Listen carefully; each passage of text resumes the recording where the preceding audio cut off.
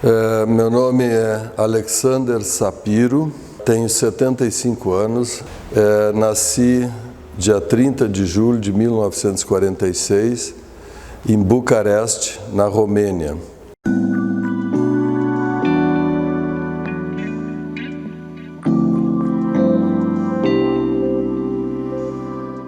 Eu fui produzido pela saudade. Meus pais ficaram 6 anos sem se ver, se reencontraram após guerra, e eu sou fruto desse reencontro que nasci 1 ano depois. O meu pai é russo e a minha mãe é romena. Ele nasceu o que hoje seria uma cidade da Ucrânia, tá? E a minha mãe nasceu numa cidade do interior da Romênia. E eu já sou capitalista, nasci na capital, nasci em Bucareste, na Romênia. Meus pais se conheceram, iam casar, e casamento, éramos gente muito simples, muito humilde. Juntava a família, cada um fazia um prato, e iam ao longo da semana preparando conservas e bolos, enfim, para fazer o casamento. Só que nessa época já estava em ebulição a situação na Europa, e ele estava servindo no quartel. Ele foi soldado do exército russo. Quando ele, para a época do casamento, ele pediu licença ao coronel, o superior dele, e foi negado. E o casamento todo pronto, aquela coisa, gente vindo de várias aldeias, povoados, né, trazendo as comidinhas, né? Um frango, uma conserva, uma torta, enfim, e era um caos. Aí ele fugiu do quartel para casar. E aí depois um tio da minha mãe emprestou uma carroça, cavalo, obviamente em 36, 38, não me recordo. Automóvel era uma coisa que nem sabia como escrevia, né, ainda mais naquela região. Então a carroça com cavalo, eles iam passar, digamos, a lua de mel numa casinha no interior, lá num tio. Só que o exército descobriu, e durante a lua de mel foram lá e prenderam meu pai e levaram ele preso. Então a lua de mel foi meio desastrosa. Depois eles se encontraram, e a minha mãe engravidou, e em seguida a guerra começou assim a ficar mais severa, e eles ficaram vários anos sem se ver. A minha mãe ganhou um nenê, que foi a minha irmã, seria minha irmã mais velha, que em função da situação bastante crítica, fugindo da guerra, de origem judaica, digamos assim, era o famoso Itamar e Itapior, porque com os russos tinha os pogroms, que as perseguições, que já não era nada bom. Mas quando veio os nazistas, a coisa ficou pior ainda. Então era uma debandada, assim, cada um por si, procurando. A maioria acabou fugindo para o lado russo, que era menos, digamos, risco do que ficar em mãos dos nazistas, que já sabiam, como o resto da minha família praticamente foi toda para os campos de concentração e se perdeu. A minha mãe ganhou um nenê, e perto de 1 ano a minha mãe ficou assim extremamente desnutrida, e a minha irmã acabou falecendo, morrendo por desnutrição. Ela realmente não tinha leite materno, não tinham o que dar de comer, às vezes davam até água suja, água da chuva quando tinha, ou neve derretida, e comida mesmo não tinha, acabou falecendo por desnutrição perto de 1 ano. Aí depois os dois sobreviveram, claro, com uma série de sequelas. Meu pai teve malária, teve outras doenças, hepatite, e uma granada explodiu perto do ouvido dele, perdeu o tímpano, ficou surdo de um ouvido e moderado no outro, então, mas sobreviveram, e com uma vitalidade aparentemente boa para me produzir no pós-guerra imediato. Então essa é a história, digamos, da minha chegada ao mundo, né? Então, na época pré-guerra, esses jovens se conheceram, meu pai e minha mãe. Meu pai russo, então, chamava Nuta Sapiro, não é um nome comum. Na verdade, no alfabeto cirílico, que é o russo, é diferente, tudo acaba em história, né? Ele tem algumas letras que tem cedilha embaixo, então se lê Núcia, em russo se fala Núcia. Como aqui não tinha, ficou Nuta. Como Nuta era muito esquisito, acabava chamando de seu Natan. Mas ele, na época do Natal, chamava ele também de seu Natal. Tudo bem, ele topava qualquer parada, era seu Natan ou seu Natal. E o nome dele era Nuta Sapiro. A minha mãe, também um nome diferente, era Razela. Razela Rosenthal Sapiro. E aqui, o pessoal achava muito complicado, Razela ficou no chavão que todo mundo adotava. Acabaram chamando, não sei, por causa da Dona Maria, e ficou por isso mesmo. Então meu pai ficou seu Natal, o seu Natan, e a mãe ficou Dona Maria. Não tem nada a ver com os nomes, mas ficou isso aí. E meu nome é Alexandru. E o nome original não é Sapiro, é Shapiro. Mas, porque é um S com cedilha, que não tem, virou Sapiro aqui. E o Alexandre, aqui no tabelionato, quando o pai foi fazer não sei o que, disse: isso aí não existe. Aí ele botou Alexandre, me arrependi, quer dizer, não fui eu, foi ele, porque todos meus documentos tem que fazer quase 2 vezes, sai Alexandre. Ficou Alexander, sabe? Agora já é mais comum Alexander, mas fica a dúvida como é que se escreve, o meu é com X. Então ficou essa coisa. A situação no pós-guerra em Bucareste foi muito caótica, porque faltava tudo, faltava gêneros, faltava comida, faltava, enfim, como uma boa parte da Europa destruída, a situação foi muito ruim. Houve, digamos, no centro, até hoje dá para conhecer, no centro de Bucareste, era o quartel-general nazista, que hoje é um cassino e um restaurante.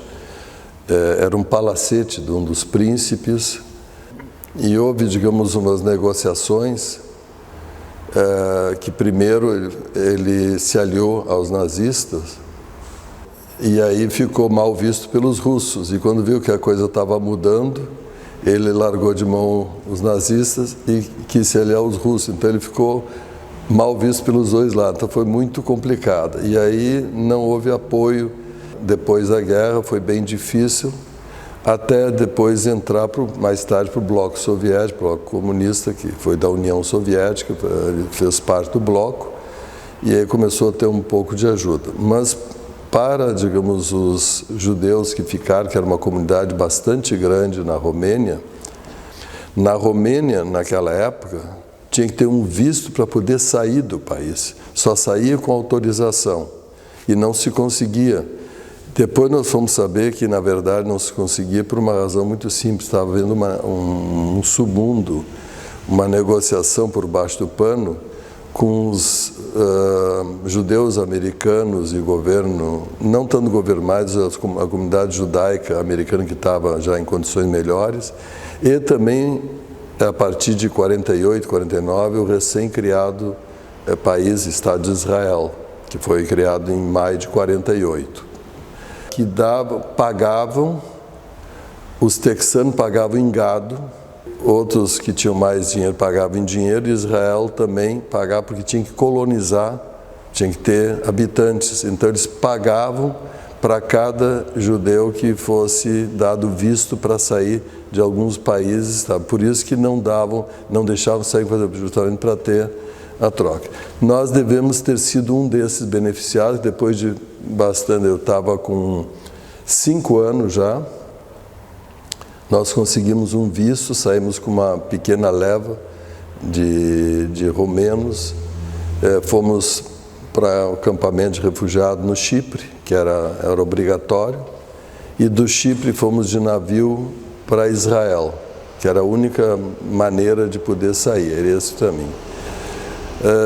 Chegamos em Israel numa situação assim, chegamos em 50 ou 51 em Israel. Então é um país novo, tinha 2, 3 anos de existência, não tinha praticamente nada. Moramos de novo em acampamento, em barracas, montadas pelo governo, pelo exército, estava iniciando. Tinha banheiros na rua, coletivos, torneira, e tinha rações de alimento, tinha cupom para receber uma vez por semana um ovo, uma vez por semana um pão, uma vez por semana um leite, mas assim, menos ruim do que na Romênia. Antes de sairmos em Bucareste, um dos poucos lazeres que a gente tinha, a minha mãe me levava num parque e a gente passava por uma avenida, que era das principais avenidas na época, e quando nós passávamos em frente a uma confeitaria, eu parava e ficava em frente à vitrine, olhando assim, catatônico, paralisado. Tinha bolos, tortas já que estavam começando a ressurgir, mas eu focava dentro de um docinho que tinha, digamos como se fosse um negrinho, um branquinho, bonito, naqueles envelopinhos com papel celofane, tudo bonitinho, né? Aí no meu aniversário de 3 ou 4 anos, meu pai quis fazer uma surpresa, fez possivelmente um esforço muito grande, e resolveu fazer uma surpresa. Quando nós paramos, eu parei em frente à confeitaria, minha mãe ficou comigo na frente, ele entrou, não sei onde é que ele conseguiu um troco, e me trouxe o tal do docinho de presente de aniversário. Foi meu presente de 3 ou 4 anos. Eu olhei, fiquei fascinado, peguei o docinho, joguei no chão e fiquei olhando o celofane colorido. A minha fixação era o celofane que brilhava. Então, fomos... voltando a Israel, pegamos um período muito difícil de construção do país, muita dificuldade, e a gente ficava nesse acampamento até conseguir o chefe da família, enfim, conseguir algum trabalho, emprego. Meu pai conseguiu um trabalho de pavimentação das ruas, de botar calçamento, que era chão batido, botar calçamento. E aí, como já ganhava então algum troco, a gente saía do acampamento, ia morar assim, era um pouco menos ruim que a barraca. Então isso foi um upgrade em relação. Então moramos um tempo, depois conseguimos ir por um chalé.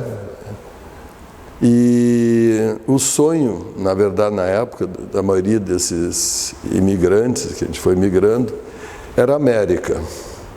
A minha mãe praticamente analfabeta, meu pai tinha um pouco mais de instrução, conseguiu estudar um pouco mais, mas não tinha noção que existia essa tal da América do Norte, América Central, América do Sul. A América era um nome genérico que era, meu Deus, é o sonho de todo mundo, né? Tinha um tio, que eu não sei bem o parentesco, então meu pai botou na cabeça que a gente vai para a América, com certeza esse tio, que foi antes da guerra, vai ajudar. Aí saímos de Israel, fomos para a Itália e moramos um tempo no porto de Nápoles, uma pensão. Meu pai trabalhava no porto e a gente foi, e até que um dia ele veio com surpresa, conseguiu um navio cargueiro que ia para a América e que conseguiu lugar para nós. E fomos para a América. Só que, muito tempo depois, descobrimos que era a tal da América do Sul. Acabamos em Santos.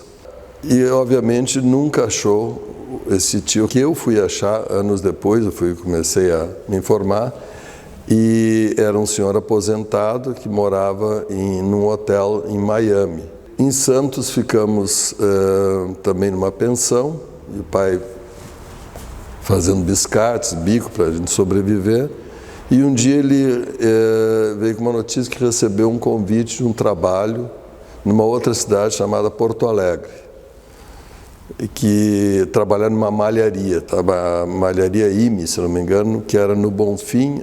Então, viemos em 52, chegamos ao Brasil, mais uma cena comestível hilária, quando paramos primeiro no Rio e depois em Santos. Não sei por cargas d'água, o ponto final era Santos, descemos em Santos. Quando parou, ficou ancorado no porto do Rio para descarga de algumas coisas, um dos marinheiros trouxe uma bola verde, que a gente nunca tinha visto, e era o abacate. Nós ficamos assim ávidos, né? Aí sentamos no catre, a mãe botou uma banquetinha, pegou um prato da cozinha, uma faca, e cortou, né, o abacate. Não conhecia, não sabia, não explicaram.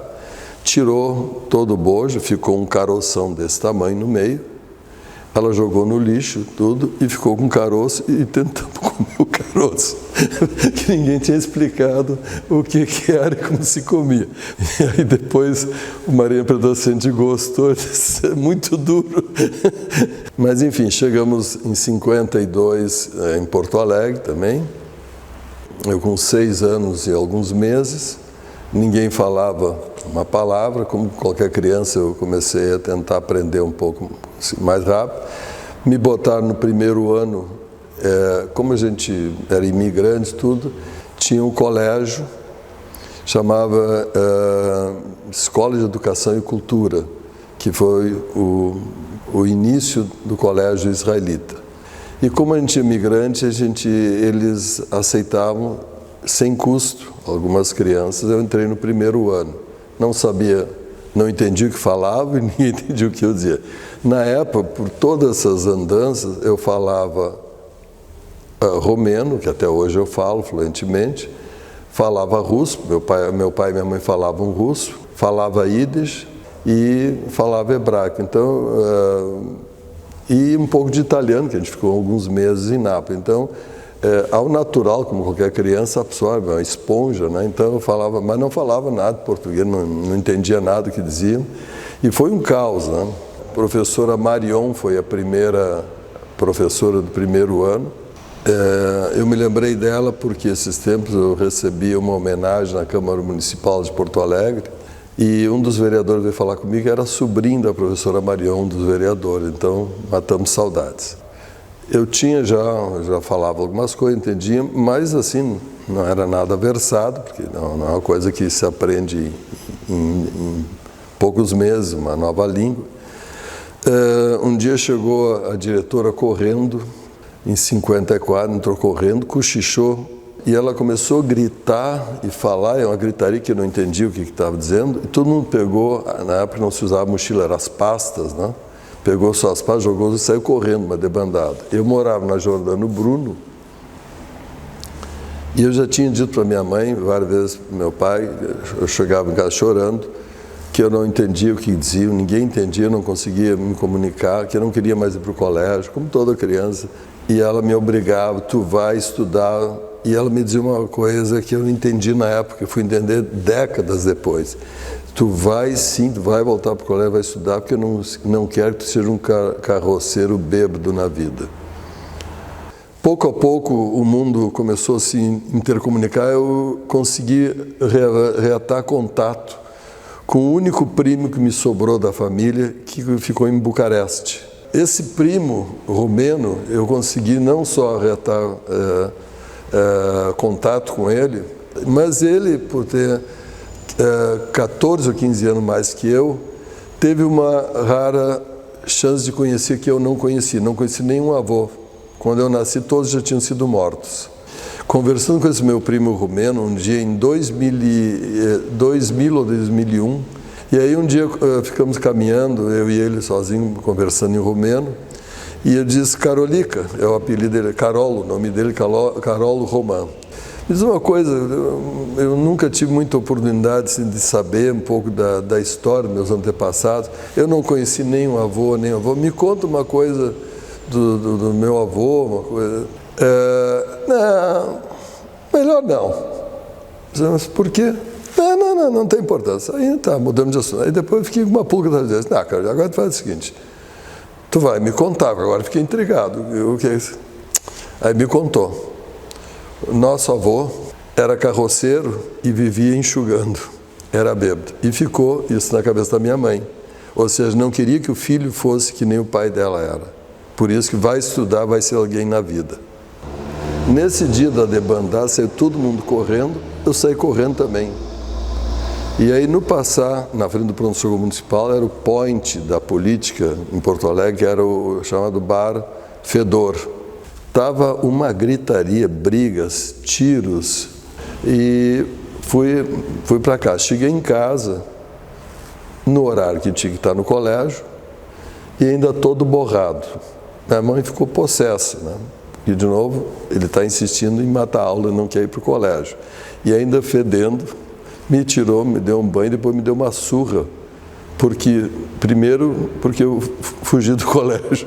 E segundo, que eu estraguei a única calça que eu tinha. Só depois ficamos sabendo o que aconteceu. Foi o dia que Getúlio se matou. E eu tenho assim uma lembrança muito séria, porque foi o dia que eu mais apanhei. Porque o Getúlio morreu, eu levei as culpas. Eu terminei o ginásio no colégio israelita. Depois, aí a situação, meu pai trabalhou na malharia, depois ele conseguiu negociar uma máquina usada do proprietário, arrumou, consertou, ele tinha bastante habilidade, ele consertou a máquina, levou para casa e, de noite, ele tecia malha e a minha mãe, durante o dia, cortava e costurava e vendia na vizinhança. E começamos a crescer, a tal ponto que ele depois comprou uma máquina de costura velha, ela começou a costurar depois com máquina e começou a até fazer a malharia dele, pequenininha, dentro de casa. Eu comecei a trabalhar com 7, 8 anos, na época todo mundo usava sapato, então eu e esse amigo meu, Flávio, nós fizemos uma caixa de graxa, então a gente revezava e andava na rua engraxando sapatos. Em 90 e poucos, fazendo um parênteses, eu escrevi uma história sobre isso e recebi um prêmio nacional de literatura e fui receber esse prêmio em São Paulo. O júri era o nome do conto era o Gringo, era eu, falando da graxa, né, da caixa de graxa, e até hoje eu tenho uma caixa de engraxate de madeira guardada, que eu sou colecionador de bugigangas. E eu ganhei esse prêmio contando a história assim, da graxa até, digamos, eu ser médico. Então, assim, é uma história no tempo. Ganhei o segundo lugar no Brasil, a banca foi o Ziraldo e mais duas escritoras que já faleceram. Então era uma banca de peso, eu fiquei extremamente honrado, fui recebido por eles, recebi a premiação e meu livro foi editado pela editora Melhoramentos e foi lançado na Bienal do Livro em São Paulo. Inclusive saiu em rede nacional, reportagem, tudo. E o mais emocionante para mim foi a minha primeira experiência não como escrevendo artigos de medicina, mas literatura. A minha emoção que na fila das pessoas pedindo autógrafo, estava o Ziraldo pedindo autógrafo para mim.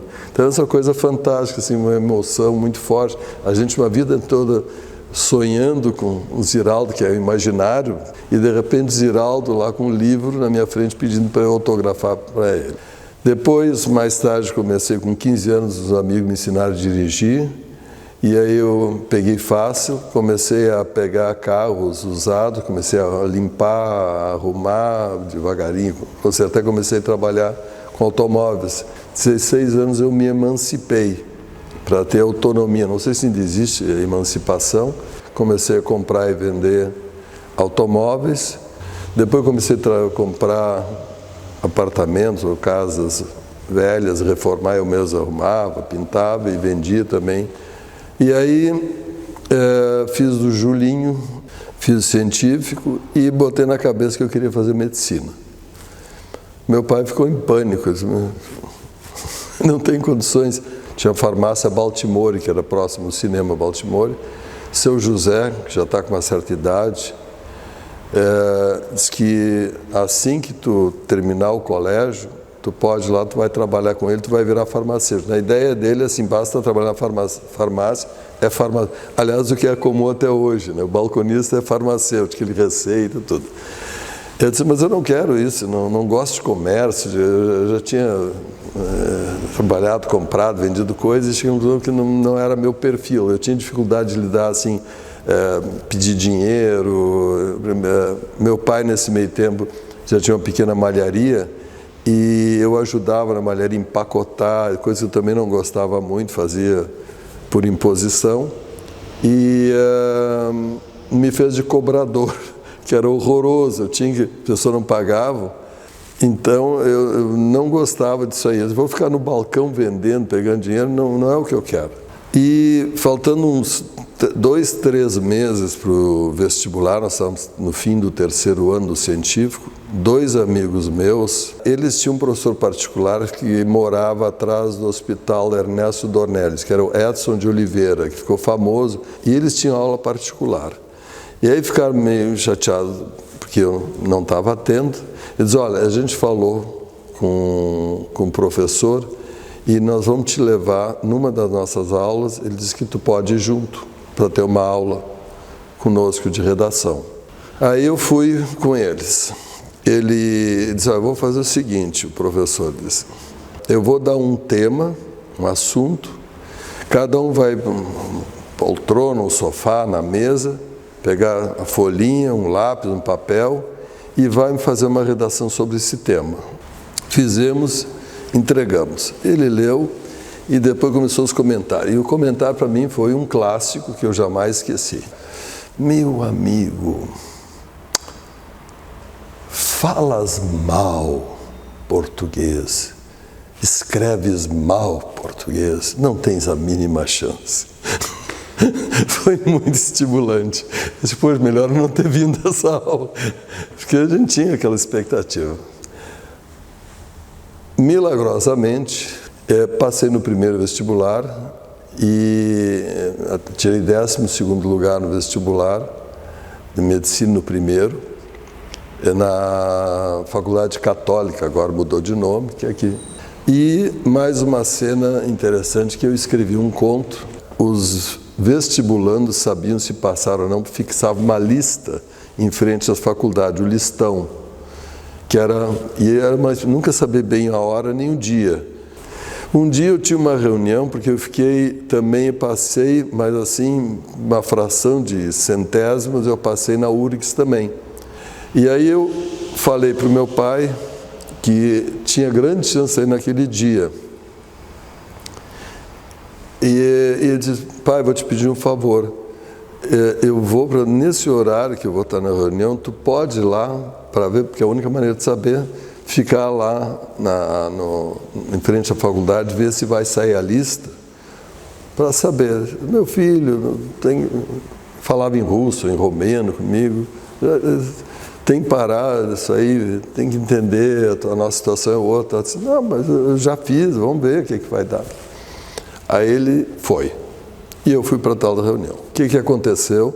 Ele foi lá para frente, estava cheio de centenas de vestibulandos esperando a lista, e obviamente dezenas de veteranos esperando para caceta, sentar o pau nos novos bichos, né?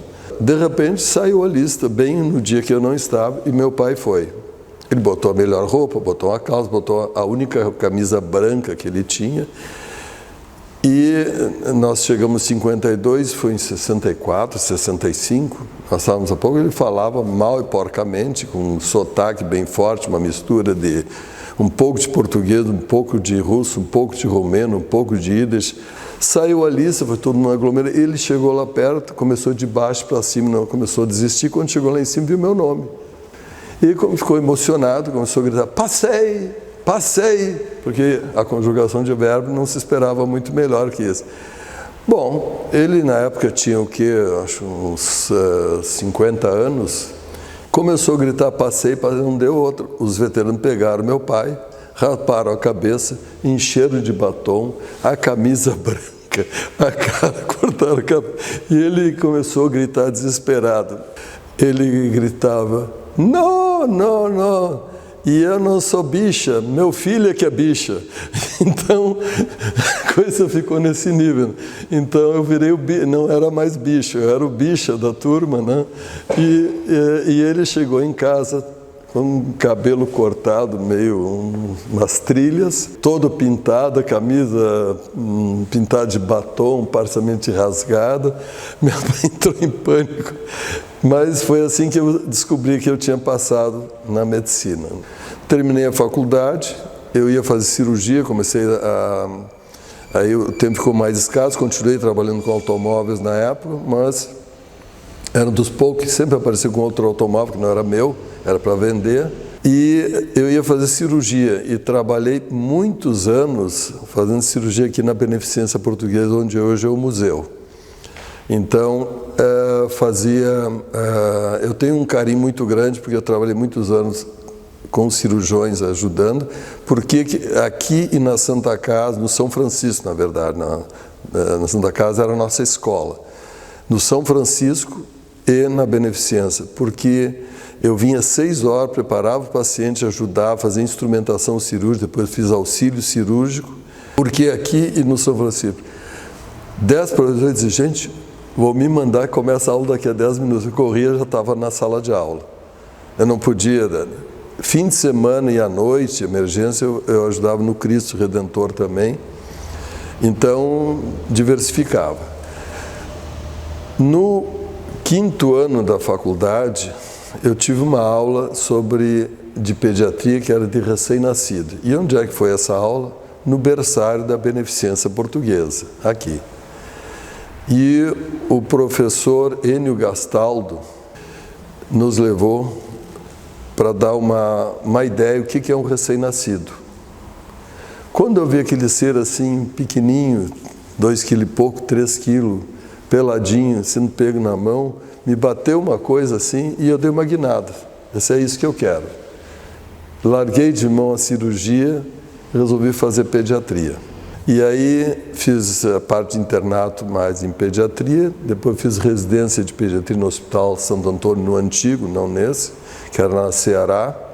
Eu participei em 74, me formei em 1970 na Faculdade Católica de Medicina, fiz residência então no Santo Antônio, e em 74 tinha um congresso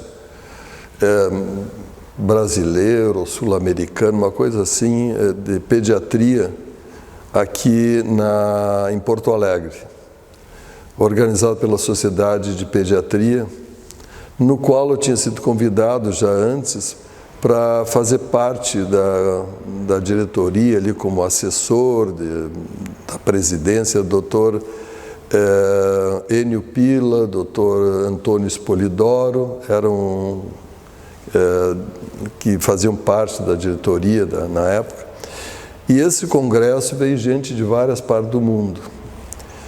E veio um médico, que era, na época, assim, foi muito badalado, o professor David Baum, da Universidade de Oxford, na Inglaterra, para dar aula sobre recém-nascido, que era o meu sonho, né? E ele veio para dar aula sobre recém-nascido e para aquelas coisas, eu não sei, não me lembro mais bem por cargas d'água, o pessoal me disse, tu vai pagear, tu vai ser o Cicerone do David, porque tu já fala um pouco de tudo que é língua, fala inglês, tu vai ser o Cicerone, porque pouca gente falava inglês na época. Tá bem. E aí ficamos amigos, e ele perguntou assim, tu gosta de recém-nascido? Eu adoro, é meu sonho, né? Por que tu não vem trabalhar comigo, vem estagiar lá em Oxford? Pá, nem pensar, né? Vem, eu te consigo que não vai ter despesa nenhuma, tal. E aquilo ficou martelando na cabeça. Eu já era casado, e eu fiquei com aquilo na cabeça, e eu acabei pegando dinheiro emprestado de amigos, colegas. Eu já tinha um consultório com um amigo, é um irmão até hoje, continuamos juntos no consultório. Tu vai, eu vou segurar as pontas, e metade é teu, e eu vou guardar aqui, eu vou dar um jeito de mandar dinheiro para ti lá fora. Foi assim uma baita mão. Então, assim, ele trabalhou e me deu metade. Isso para mim é inesquecível. E acabei indo, eu, minha mulher e minha filha, ela fez em outubro, tinha feito 1 ano. Fomos para Oxford e eu acabei fazendo especialização em neonatologia em Oxford. Voltei em 75. Em 76, fui convidado. Nesse meio tempo, eu trabalhava na maternidade, a convite do Dr. Sérgio Pilagrossi, e me convidou para trabalhar com ele na maternidade como professor assim, voluntário, que era comum na Santa Casa, no berçário da Santa Casa. E ele ficou 1 ano, se não me engano, em Paris, no primeiro hospital infantil do mundo, fundado em 1800 e pouco, Hôpital des Enfants Malades. E aí fiquei de chefe do berçário da Santa Casa. Em 76, na recém-fundada Escola de Medicina, Faculdade de Medicina da PUC, me convidaram para lecionar lá. Então fazem 45 anos que eu sou professor da PUC. Comecei então em 76, acompanhei toda a construção, montei a maternidade, o alojamento conjunto, que eu dirigi, coordenei durante décadas, até, infelizmente, o São Lucas, por razões financeiras e outras coisas, terminou com a pediatria, com a materno-infantil, gineco-obstetrícia e pediatria no hospital, não tem mais a partir de 2020, coincidiu com o início da pandemia, em março, terminou também a materno-infantil e não temos, e foi toda uma obra minha, assim, de décadas, mais de 40 anos, se perdeu, e atualmente a gente está, assim, em vários, Presidente Vargas, Restinga e outros lugares, enfim.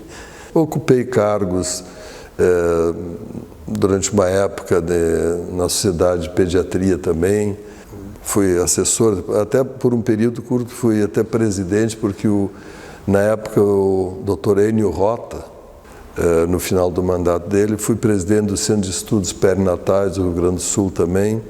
Tem uma obra social que eu coordeno na Vila São Judas Tadeu, que os irmãos maristas me pediram, e nós montamos numa casinha dentro da vila, montamos uma obra social que eu atendo.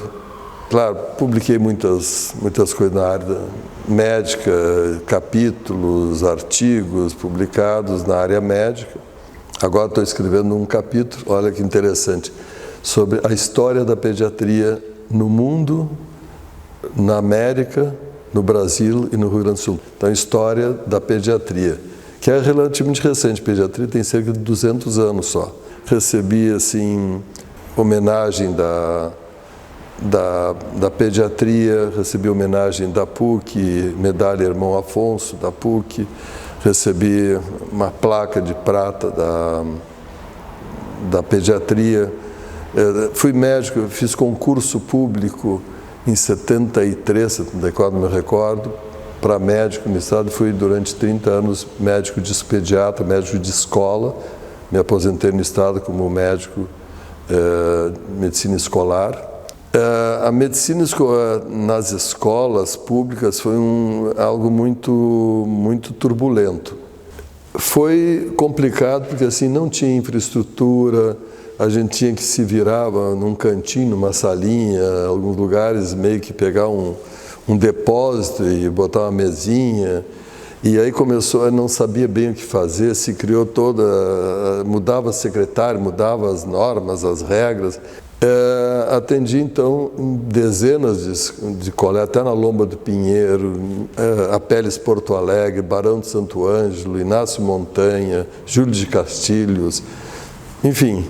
Plácido Fonte, ele foi do SESC ou do SENAC, uma coisa assim, presidente também, foi diretor desse sindicato do hotéis, restaurantes, similar, uma coisa assim, e foi presidente da Beneficência Portuguesa. Eu fui plantonista, nós tínhamos um grupo de plantonistas que fazia plantões em berçários.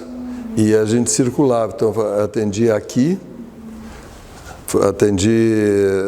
começou aquele meu como aluno e depois, ao longo da vida, fiz esse plantão pelo na época o INPS. Então, sobre medicina escolar, realmente assim foi um período curioso, porque se tentou criar a vinculação de diversos médicos junto a escolas públicas.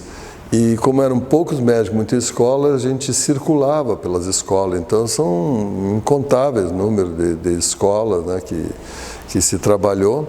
A gente tentava se manter, ver assim, pesar, medir, mas acabava virando um ambulatório, porque é impossível um colégio com 300, 400 alunos, muitas vezes, colégios grandes, que não tem uma criança todo dia, algumas crianças com algum problema. Então, acabava sendo também quase um consultório, as professoras levavam e a gente tentava resolver.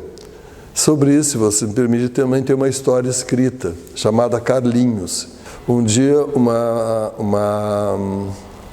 uma professora leva um menino, o nome dele era Carlinhos, que era um guri muito afetivo, muito carinhoso, ele gostava muito de ir lá no consultório, todo dia ia lá me abraçar e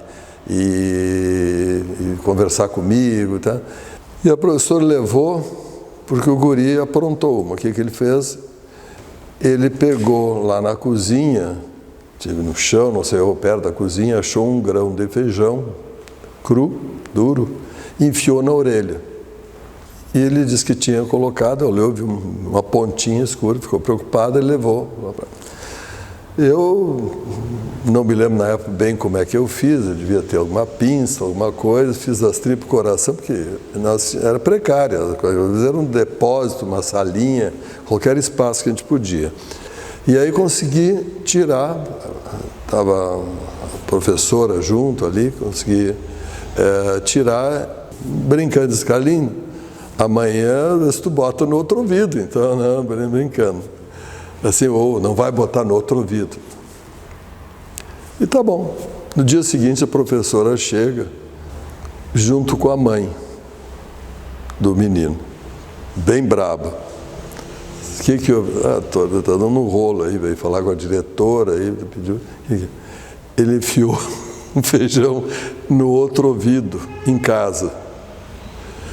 E a mãe ficou brava com ele e disse que foi o doutor que mandou. Então, eu vi poucas e boas, e aí eu tentei explicar que tentou ser uma brincadeira, mas que a criança entende ao pé da letra, e pegou e enfiou o feijão no outro ouvido. E tirei, pedi desculpa e tal, então faz parte da profissão. E aí começou uma fase muito turbulenta, muito discutida, que deu muito pano para a manga na história da saúde escolar, da medicina escolar, que é o seguinte: começaram a exigir atestados médicos para fazer educação física. Só que era muito difícil, a gente com 500, às vezes 400, 500 alunos, depende do tamanho da escola, conseguir examinar todas as crianças. E outra coisa, a margem de erro é altíssima.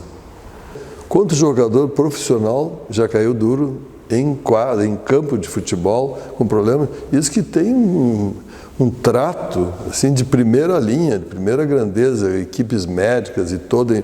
Então, imagina a gente só com estetoscópio e um abaixador de língua, e isso deu muita discussão. E até no fim, os médicos que faziam parte desse pequeno grupo da Secretaria de Educação do Estado, por serem médicos, o Estado achou que o lugar deles é na saúde, não na educação, e deslocou para a Secretaria Estadual de Saúde. Fazendo mais um link que eu comentei e falei no Dr. Marcos Rovinski, que foi uma figura marcante no Instituto Médico Legal, e eu comentei do meu colega do consultório, que foi meu colega de faculdade, meu colega de residência, e abrimos junto o primeiro consultório na CIS Brasil, que era uma pecinha microscópica, e ali começamos primeiro o consultório, e aí a coisa cresceu, e fomos para a Galeria Champs-Élysées, um evento que era top de linha, era chique no último, mas ficou apertado, que era um conjunto. A clínica cresceu muito, felizmente.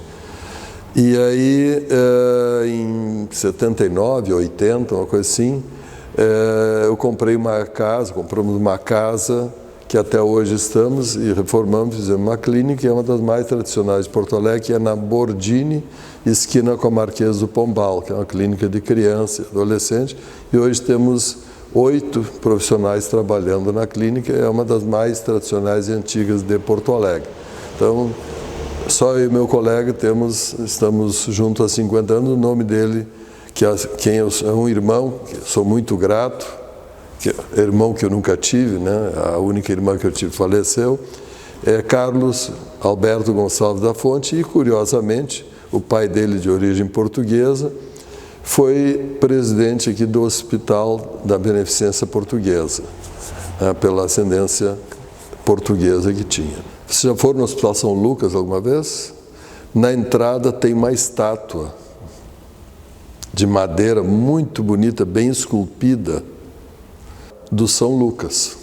Certo dia, um senhor com certa idade, do interior, teve que ser hospitalizado para fazer um procedimento no Hospital da PUC, que recém tinha mudado de nome, virou Hospital São Lucas, que, digamos, é um padroeiro da saúde. Esse senhor baixou e ele era muito devoto, muito assim, religioso. E ele perguntou para o médico: escuta, como é que pode um hospital marista cristão chamado São Lucas não ter uma estátua, uma imagem desse santo para a gente orar para ele, para pedir pela nossa saúde, daquele jeito bem do interior? Aí ele disse: puxa, é verdade, né? Mas ficou nisso, né? Esse senhor ficou bem, teve alta, voltou para o interior e esculpiu a estátua e doou de presente para o São Lucas. Esse senhor era o pai do cirurgião Plínio Baú. É uma história bonita que faz parte da história da medicina também, né? É uma história da medicina. E o aluno aprende com as histórias que a gente já vivenciou. É assim que a gente transmite o conhecimento. O que a gente fez, qual é o exame, qual é o tratamento, como é que ficou. Então a gente conta a história. Umas são tristes, outras são alegres, outras são cômicas, mas são histórias que a gente, ao longo da vida profissional, vivenciou e passa adiante, seja para o museu, seja para os alunos. E é assim que se transmite a medicina, né? Pelo conhecimento. Tá? Vocês sabem que morria, até poucos séculos, morriam uma grande parte das senhoras que ganhavam nenê, morriam, principalmente quando tentavam fazer cesariana já, morriam durante ou logo depois das primeiras horas ou dias após o parto, por infecção. Um dia um sujeito descobriu que ele veio muito sujo da rua, teve que trocar, não sei, a roda, ou trabalhar, mexer com uns cavalos, não sei o quê. Um médico foi fazer o parto, estava com as mãos imundas, resolveu lavar bem as mãos antes e fez o parto, a cesariana. E o pós-parto transcorreu muito bem. Ele disse: será que tem uma coisa a ver? Estranho. Aí ele começou a lavar as mãos. Foi a primeira vez que alguém se deu conta: lave as mãos, que é o que hoje a gente tem que fazer para se proteger. Então, na Idade Média, na peste negra, você sabe uma das pessoas que mais sobreviveram? A Schwester. Schwester, carinhosamente, a gente chamava as freiras, as irmãs, que durante séculos eram as que cuidavam dos pacientes. A maioria dos hospitais, quem cuidava, era de enfermagem, eram as irmãs. eram as freiras. Isso é uma tradição secular. Na peste negra, começou em 1348, se eu não me engano, os médicos geralmente eram monges. Só que a religião cristã não permitia invadir o corpo, às vezes tocar, muito menos cirurgia, porque por religião não era permitido. Os monges orientavam e quase tudo acabava em sangria. Faz sangria, está com aquilo, faz sangria. Não tem nada, faz sangria também. Tudo acabava em sangria. Na peste negra, a mortalidade foi altíssima, a transmissão era muito grande. O clero que dominava a Europa, o cristianismo, dizia que isso era um castigo divino pelo péssimo comportamento que os homens estavam tendo. Portanto, arrependam-se e vão à igreja rezar. E quanto mais enchia a igreja, mais transmissão e mais doença e mais morriam. E quando adoeciam, não tinha lugar para botar, as igrejas viraram hospitais, as pessoas no chão, em feno, em trapos, dormindo no chão, urinando, evacuando, sangrando, cheio de pústulas, feridas, enfim, um mau cheiro insuportável. E quem cuidava não eram os monges, só mandava fazer sangria, botar compressas, eram as irmãs, as freiras. Como elas tinham que mexer com secreções, sangue, fezes, urina, as mãos sempre sujas. Obviamente não tinha luvas de látex na Idade Média, então as mãos sujas.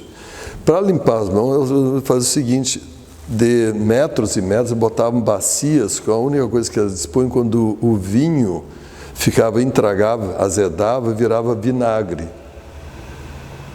Em francês, vin acre, vinho acre, ou seja, vinho azedo. Não dá mais para beber, virou vinagre, temperava a comida. Elas botavam bacias de vinagre e lavavam as mãos. Então botavam bacias assim, de metros e metros para poder atender. Um estava com fezes, aí lavavam e atendeu, outros tinham feridas e assim vai. O cheiro era insuportável. Elas pegavam, rasgavam pedaços de roupas e botavam aqui para suportar o cheiro. Então vejam bem, lave as mãos e use máscara na Idade Média. Foram as que sobreviveram um pouco mais, 700 anos atrás. Hoje, tirando a vacina, que a gente ainda não sabe ainda o resultado, nós somos geração cobaia, faz o quê? Lave as mãos e use máscara. Aí diz, tá, mas tem uma coisa, e o tal do isolamento? Bom, aí nós vamos para outra história da medicina. Os médicos do lado oriental, que eram os árabes, que já eram extremamente cultos por causa da Biblioteca de Alexandria e outras, eles tinham um olhar da medicina um pouco diferenciado. E eles viram a rápida transmissão, como acontecia a peste negra, e eles chegaram à conclusão que a transmissão se dava pelo olhar. Quando uma pessoa infectada olhava para o outro, passava pelo olhar a doença. Talvez a expressão mal olhado venha daí. Não se sabe, eu não me esqueci de pesquisar, mas é uma curiosidade. E aí o que eles disseram? Fique em casa, ou seja, para evitar o mal olhado. Aí não vai e não adoecer as pessoas que ficavam trancadas em casa. Ou seja, 700 anos atrás, lave as mãos, use máscara e fique em casa. Então, assim, são mais de 50 anos de medicina e de pediatria que só me trouxe assim, prazer, alegria. E uma coisa importante, assim, não que seja o essencial, até eu falo para meus alunos, a gente tem que ter muito cuidado na escolha, porque muitos se deixam seduzir. Quanto é que se dá de grana? Dá para trocar, comprar um carrão? Dá para ir para fazer compra em Nova York? Isso pode ser uma consequência, mas assim, se a gente não estiver feliz com o que faz, fazer uma escolha de coração, olha, gente, carregar um fardo, e eu vejo isso ao longo desses 45 anos como professor, os alunos, eu encontro alunos já atendo muito filho e de alunos, tudo. Os que não fizeram a escolha de coração tentar depois mudar é muito difícil, depois de 5, 10, 15 anos praticando, tentar começar tudo de novo numa outra área, é difícil. As pessoas ficam tristes, amarguradas, infelizes. Pode até construir um certo pé de meia, mas quando vê está infartando, obesidade mórbida, enfim, AVC. Então, acho assim, eu tive a felicidade de mudar no 5º ano dentro da Beneficência Portuguesa, de ver um recém-nascido e me dar um tchan, e fiz a escolha que mudou a minha vida e me deixou feliz com a profissão que eu escolhi, que exerço há mais de 50 anos, leciono essa área, leciono várias disciplinas na Faculdade de Medicina, uma delas, obviamente, é recém-nascido, e acho assim que consegui sair de uma situação de falta de lugar para morar, morando em acampamento de refugiado, falta de comida, falta de roupa. Hoje eu tenho, digamos, um conforto bom, proporciono o que eu posso para a família. Casei em 71, tive uma filha que hoje mora nos Estados Unidos, que é Candice, que é psicóloga, é casada lá nos Estados Unidos, mora na Flórida. Eu tenho 2 netos americanos, Isabela e Lucas. Depois tive um filho, em 76, que é o Leandro, que é cirurgião bucofacial. Tenho uma filha, casei de novo há 30 anos atrás, e tenho uma filha de 16 anos, a Sofia, porque quer fazer medicina, está estudando no Colégio Fleming agora, que já vai fazer o cursinho preparatório para fazer vestibular de medicina. Bom, então a minha filha Sofia vai fazer, o ano que vem ela faz vestibular e vamos ver o que vai. Eu casei 2ª vez então com a Viviane Jacques Sapiro, e tenho um enteado que é advogado e está se preparando para fazer o concurso para juiz agora. E então, cercado de filhos, tenho 2 netos nos Estados Unidos, uma netinha, Laura, filha do Leandro, aqui em Porto Alegre, uns 5 anos. A minha neta vai fazer 17, esse mês, daqui uns dias vai fazer 17 anos, e me deixou muito invejoso. Me deixou com uma inveja. Ela é muito viradora, ela é muito inteligente, muito estudiosa, e ela quer fazer arte, cinema, essa parte de publicidade. Ela está fazendo vídeos, inclusive, bem legal. Mandou uns videozinhos para ver, produção e direção de vídeos. E ela, para conseguir comprar equipamento, comprou mais câmeras e outros equipamentos agora. Ela trabalha num restaurante de noite e fim de semana, principalmente, como recepcionista, para levar, lá nos Estados Unidos é muito comum, né? Reserva, leva para a mesa, ganha mais nas gorjetas do que no salário. E com isso, com 15 anos ela pode dirigir acompanhado, e com 16 pode tirar carteira, ela já tem carteira. Com o dinheiro que ela economizou, comprou um Volvo, uma caminhonete Volvo, e deixou o Volvo muito chateado. Deu chinelão aqui com meu carrinho em 2015, e ela com um Volvo com 8 airbags, teto solar e tudo, só com um salário de recepcionista e gorjeta, né? Então eu disse, numa dessas eu vou largar a medicina e entregar pizza, a famosa profissão do brasileiro que vai para os Estados Unidos. Toda a família, todo mundo, exceto a Sofia, que vai fazer vestibular, todos formados, trabalhando, todos com suas famílias. Temos, digamos, classe média, não deu para ser o rei da cocada, mas assim, graças a Deus, perto do que fomos, eu tenho assim um orgulho que eu consigo construir do nada, e hoje eu tenho, digamos, uma estrutura boa, tenho minha casa na praia, tenho meu apartamento, temos os carros, e não quero mais que isso, porque depois é muito chato de administrar e eu sou um péssimo administrador, né?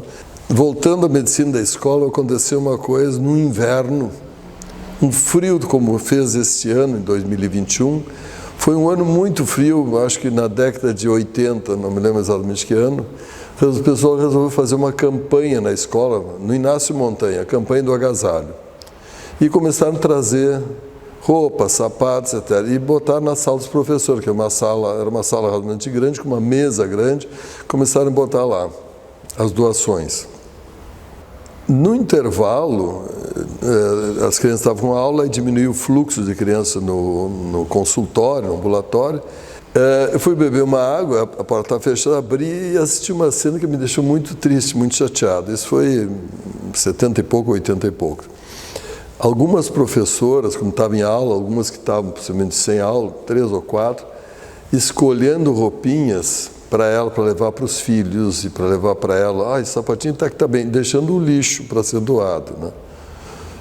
Aí eu fiquei, puxa vida, eu fico com pena das professoras, tem que pegar coisas, porque o professor sempre ganhou mal, a gente sabe disso. Várias vezes a gente fazia vaquinha para pagar condomínio ou aluguel de professores para não ser despejado, ou fazia cesta básica para o professor que estava assim na penúria. Ok, mas sabe, me deixava triste porque aquilo, quem doou, imaginou que ia para pessoas carentes, que estavam realmente moradores de rua, etc. E as pessoas selecionando o que tinha de melhor, os sapatos melhores, o blusão melhor, o moletom melhor para levar para si e deixando a escória. Aquilo me deixou muito chateado. A partir daquilo eu tomei uma decisão, eu ia fazer minhas próprias campanhas. Foi o início. Aí comecei a juntar em casa, da família, e um belo dia comecei a fazer na faculdade. E criei um núcleo de voluntariado que já é tradicional, assim, muito faz a diferença. A Escola de Medicina, que eu coordeno, um núcleo de voluntariado na Escola de Medicina, a gente faz ações maravilhosas. Levamos para a SPAM, que é o asilo lá em Teresópolis, na Kinder, enfim, na Ilha Grande dos Marinheiros. A gente assim, faz campanhas, junta alimentos, junta roupas e distribuímos. Mas assim, o que eu digo para eles assim, mata a cobra e mostra o pau. Eu quero que todos vejam para onde está indo. Eu faço muito atividade de voluntariado, tenho um grupo de alunos fantásticos. Eu coordeno a Liga de Pediatria da PUC, que é muito ativa na parte de voluntariado também. Então nós fazemos muita ação de voluntariado. Então isso é uma coisa que eu comecei a fazer e que acabou virando hoje quase uma área única assim, dentro da PUC e da Escola de Medicina, que é muito bem reconhecida. O reitor, inclusive, sempre foi muito parceiro nisso comigo. Além disso, eu gosto muito de música. E aí, há 30 anos atrás, comecei a participar de um grupo de música chamado Lehaim, e que o Dr. Marcos também, Dr. Marco Rovinski, faz parte. Marco Rovinski, além de um ótimo médico, além de um ótimo responsável pelo museu e muito criativo, ele é um bom músico, ele toca muito bem violão. Eu iniciei cantando, mas aí tive problema nas cordas vocais, de fazer cirurgia e acharam que tem tenor, legal, barítono, ótimo, baixo, agora taquara rachada não. E aí me mandaram parar. Realmente eu não tenho mais condições, não tenho alcance, eu mantenho esse tom assim, porque é o que eu consigo falar. Comecei a tocar mais instrumentos, sempre fui apaixonado por instrumentos. Tenho um dos primeiros órgãos eletrônicos que chegou em Porto Alegre, da Yamaha, há quase 50 anos atrás, eu tenho até hoje em casa. Tenho dezenas de instrumentos colecionados. Toco violino, tocava, porque depois de fazer cirurgia nas costas tem dificuldade, mas realmente para tocar violino está difícil. Além do mais, os meus colegas, eu já vi que o sorriso está ficando amarelo quando eu tocava, comecei a entender que já estava na hora também de parar. Então eu toco baixo, faço percussão, enfim, o que precisar eu faço faxina, enfim, o que precisar para tocar. Nós já nos apresentamos, inclusive, aqui no Museu da História da Medicina, já tocamos aqui, e assim que a pandemia permitir, vamos tocar de novo. Então eu gosto de escrever, gosto muito de ler, gosto de música, faço música, também fiz teatro. fazemos esse conjunto, não é só de música, a gente faz também esquetes, principalmente humorísticos, que por sinal, de novo, um elogio do Dr. Marcos, é um dos melhores humoristas que eu conheço. Ele realmente tem um senso de humor e um tino rápido, um gatilho. Então a gente fazia uma dupla muito boa. Fazia porque durante a pandemia a gente não fez mais nada. Faz quase 2 anos que a gente não tem feito. A gente fazia muitos shows assim, em vários lugares, na Riggs, Teatro União, enfim, incontáveis. São 30 anos no interior, Santa Maria, Pelotas, Recife, enfim, viajamos muito e fazíamos então um mix de teatro e música, intercalávamos, né? Às vezes uma coisa servia para encaixar a outra. Então isso é um prazer fantástico. Então música é uma coisa assim que vou ser perdoado pela minha esposa, que é psicanalista, mas uma hora de música me deixa tão bem que eu acho que 1 hora no divã não me deixaria. Ela vai me perdoar um dia, né? Escrever é muito gostoso, a gente depois... O escrever é uma coisa muito íntima, mas depois, quando recebe o retorno, eu li aquele conto, achei genial, nunca imaginei, não sei o que. Tem o retorno, é muito bacana. Aquilo que eu contei, o Ziraldo na fila pedindo autógrafo, Moacir Scliar me entrevistando na Feira do Livro, quando eu lancei um livro na Feira do Livro, ele veio me entrevistar. Então, assim, são essas coisas paralelas à medicina que eu acho que cada um de nós... Tem gente, eu fiz muito esporte, parei há poucos anos, joguei futebol, basquete, vôlei, fiz muita vela, windsurf, e nos últimos anos fiquei mais com tênis, mas depois com problema de coluna tive que parar também. Então atualmente meu esporte é ler, né, e faço alguns exercícios para manter um pouco de vigor muscular por causa da idade. Então, basicamente, esse é um resumão da minha vida desde Bucareste até 2021 no Museu da História da Medicina, que está maravilhoso, e eu gostaria assim de dizer que foi para mim uma alegria, um prazer participar dessa atividade, fazer de alguma forma mais virtual, fazer parte da história também. À minha frente tem um esqueleto para botar uma carinha, eu disse que lá eu preferia ficar fora, né? Mas assim, o museu está muito bonito, foi renovado com essa parte da tuberculose, ficou muito legal. E eu quero deixar então uma mensagem para os que no futuro tiverem a ocasião de ouvir, que tem que batalhar, tem que ralar, não pode perder, digamos assim, o foco. Tem que acreditar, apesar do meu pai dizer não perde tempo, vai ganhar teu troquinho na farmácia. Eu fui cabeção, apesar do professor Edson Oliveira dizer que não levava jeito, não falava direito, não ia escrever direito, consegui fazer minhas coisas. Então acho assim, todo mundo tem que achar esse lado. O dia tem 24, eu vou ser bem franco, não recomendo que faça, mas eu não duro mais do que 4, 5 horas, que eu sou muito irrequieto, o resto do tempo eu aproveito para fazer minhas coisas.